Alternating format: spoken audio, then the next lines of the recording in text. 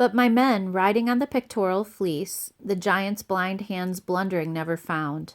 The last of them, my ram, the leader, came, weighted by wool and me with my meditations.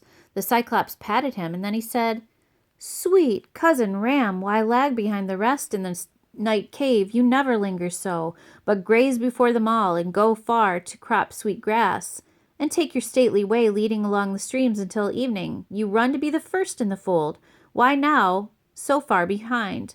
Can you be grieving over your master's eye? That carrion rogue and his cursed companions burnt it out when he had conquered my wits with wine. Nobody will not get out alive, I swear. Oh, had you brain and voice to tell where he may be now, dodging all my fury. Bashed by this hand and bashed on that rock wall, his brains would strew the floor, and I would have rest from the outrage nobody worked upon me." He sent us into the open then. Close by, I dropped and rolled clear of the ram's belly, going this way and that to untie the men. With many glances back, we rounded up his fat, stiff-legged sheep to take aboard, and drove them down to where the good ship lay. We saw as we came near our fellows' faces shining. Then we saw them turn to grief, telling those who had not fled from death. I hushed them, jerking head and eyebrows up, and in a low voice told them, "Load this herd. Move fast and put the ship's head to the breakers." They all pitched in at loading, then embarked and struck out their oars into the sea. Far out, as far offshore as shouted words could carry, I sent back a few to the adversary. "Oh, Cyclops, would you feast on my companions? Puny am I, in a caveman's hands. How do you like the beating we gave you?"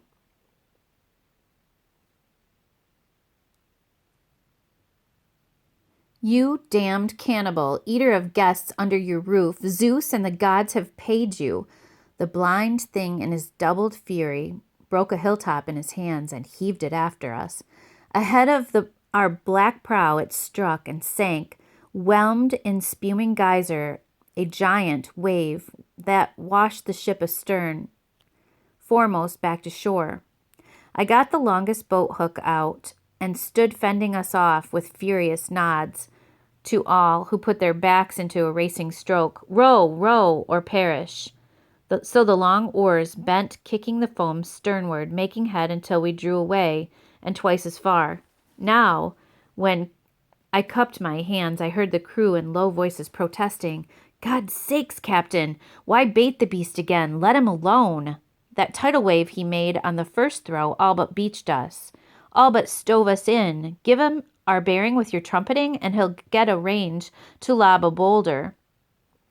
Aye, he'll smash our timbers and our heads together.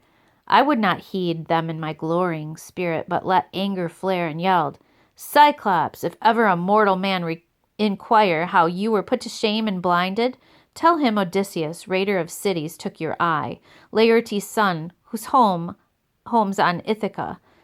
At this he gave a mighty sob and rumbled, "Now comes the weird upon me, spoken of old.